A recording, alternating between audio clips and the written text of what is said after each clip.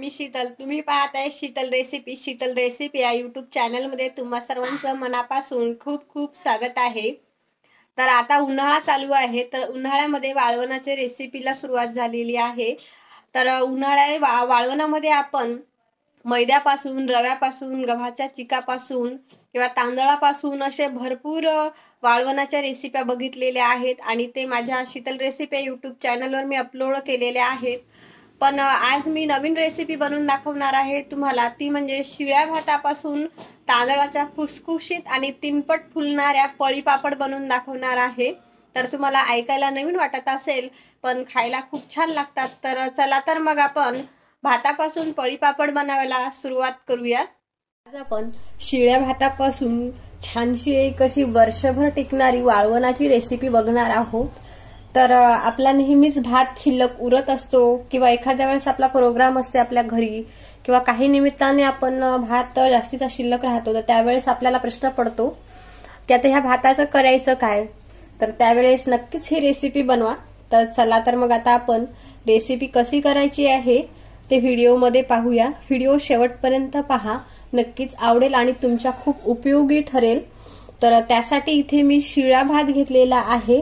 तर हा माझ्याकडे शिल्लक राहिलेला होता, तर त्यामुळेच मी ठरवलेला आहे की आज आपण शिळ्या भातापासून एक नवीन रेसिपी दाखवूया.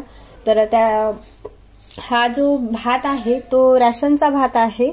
तर कुठलाही शिळा भात असले तरी चालते. अगदी असंच की पळीपापड आपल्याला रॅशनच्याच तांदळाचे पाहिजे असं काहीही नाही. कुठल्याही तांदळाचे तिप्पट फुलणारे पापड आज आपण बघणार आहोत. तर त्या आपल्याला हा भात आहे तो मिक्सर पॉट मध्ये काढून घ्यायचा आहे आपल्याला.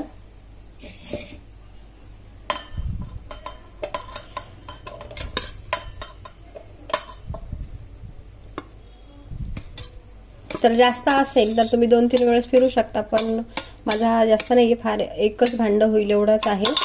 तर आता आपण यामध्ये आपल्याला गरम पाणी लागणार. मी गॅसवर गंजामध्ये पाणी गरम करायला ठेवलेलं आहे. पाणी आपल्याला फार जास्त लागणार नाही, थोडं लागणार आहे. तर यामध्ये आपल्याला गरम असं हे उकळीचं पाणी टाकायचं आहे बघा असं. आणि आता आपल्याला याच्यात थोडंसं चवीपुरतं मीठ घालून घ्यायचं आहे, कारण तर लक्षात ठेवा आपलं भातामध्ये मीठ घातलेलं आहे. तर त्यामुळे मी इथं एक छोटा चम्मच मीठ घालून घेते. आता हे आपल्याला मिक्सरला छान फिरवून घ्यायचं आहे. बारीक अशी फाईन पेस्ट करायची आहे. तर तुम्ही पाहू शकता मिक्सरला छान असं बारीक झालेलं आहे बघा. खूप छान अशी पेस्ट झालेली आहे, अशी घट्टसर झालेलं आहे थोडं. तर यामध्ये मी थोडं गरम पाणी घालून घेते, कारण तर भरपूर घट्ट झालेलं आहे. तर आपल्याकडे जे गरम पाणी असते तर ते जसं जसं लागेल आपल्याला तसं तसं टाकायचं. खूप जास्त टाकायचं नाही, पातळ जर झालं तर आपल्याला त्याचे पापड घालता येत नाही, म्हणून थोडंसं घालून घेतलेलं आहे मी.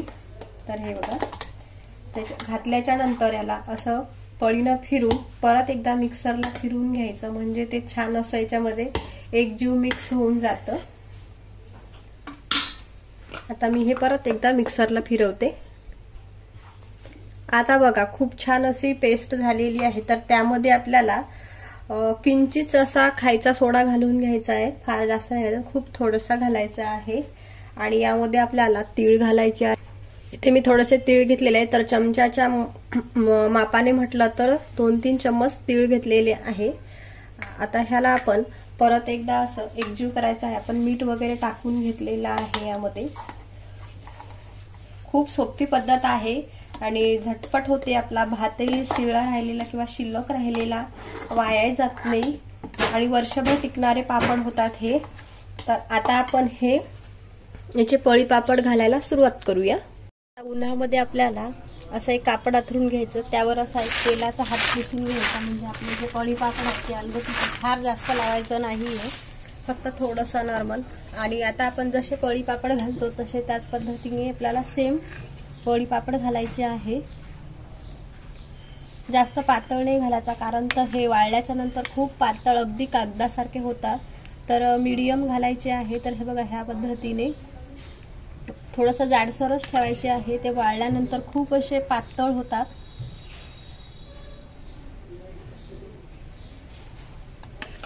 पहा भरपूर तीळ टाकलेले आहेत मी यामध्ये. तर हे वाळल्याच्या नंतर तीळ अगदी मस्त लागतात. यामध्ये तुम्ही जिरं सुद्धा घालू शकता, पण जिरं घातल्यामुळे थोडं काळपट येतात म्हणून मी यामध्ये जिरं टाकलेलं नाही. तुम्हाला जर आवडत असेल तर तुम्ही यामध्ये जिरं घालू शकता. तर पहा अगदी सोपे आहेत आणि झटपट होणारी आहेत. पद्धतीने आपले पळी पापड घालून तयार झालेले आहेत, तुम्ही बघू शकता.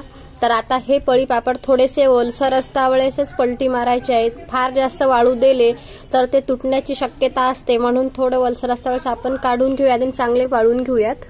छान कडकडीत उन्हामध्ये वाळू द्यायचे आहेत, म्हणजे ते वर्षभर टिकतात. भातापासून बनवलेले आपले पळी पापड इथे 2 दिवसामध्ये उन्हामध्ये छान वाळलेले आहेत. तर तुम्ही पाहू शकता. तर मस्त ठसठशीत असे तीळ दिसत आहे. तर आताही तुम्हाला मी तांदळाची पळी पापड जे आहे ते तळून दाखवते. तेल छान कडकडीत असं गरम झालेलं आहे. तर त्यामध्ये आता आपण पापड सोडून घेऊ आणि थोडंसं त्या झाऱ्याच्या साह्याने असं दाबायचं, म्हणजे तो चांगला तिप्पट फुलतो. पहा असा, आणि मस्त झाऱ्यावर असा काढून घ्यायचा. पूर्ण तेल निथळू द्यायचं असं या पद्धतीने. तर तुम्ही पाहू शकता खूप सुंदर असा झालेला आहे. दिसायला तर भारी दिसत आहे, पण चव सुद्धा जबरदस्त लागते याची. तर तुम्ही पाहू शकता आपल्या भातापासून बनवलेल्या जबरदस्त अशा पळी पापड झालेले आहेत. तर मी हा पळी पापड तुम्हाला एक असा हातावर हे करून दाखवते बघा, खुश करून. पहा मस्त खूप असा क्रिस्पी झालेला आहे. आवाजच तुम्हाला हे सांगते. खूप छान अशा झालेल्या आहेत आपल्या इथे भातापासून बनवलेले पळी पापड. तर नक्की तुम्ही माझ्या पद्धतीने पळी पापड बनवून बघा. जर तुम्हाला हे माझे भातापासून बनवलेले, शिळ्या भातापासून बनवलेले पळी पापड आवडले असतील तर लाईक करा. चॅनलवर नवीन असाल तर सबस्क्राईब करा. बाजूला बेल आयकन आहे त्यावरही क्लिक करा, म्हणजे काय होईल, जेव्हा मी नवनवीन व्हिडिओ अपलोड करते तेव्हा सर्वात आधी नोटिफिकेशन हे तुम्हाला मिळेल. अशाच एका छानशा नवीन रेसिपीमध्ये पुन्हा भेटूया. तुम्ही माझा भातापासून पळी पापडचा व्हिडिओ वेळात वेळ काढून बघितल्याबद्दल तुमचे मनापासून खूप खूप धन्यवाद.